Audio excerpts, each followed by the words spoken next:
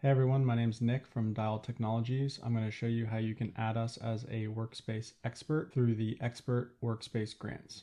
So to get started, you're just going to click on your workspace up here in the top left. You're going to click on Workspace Settings. You're going to come down here to Expert Access Grants, and then here you can click on Invite, and then you're going to put in our email address, so nick@dialed.tech.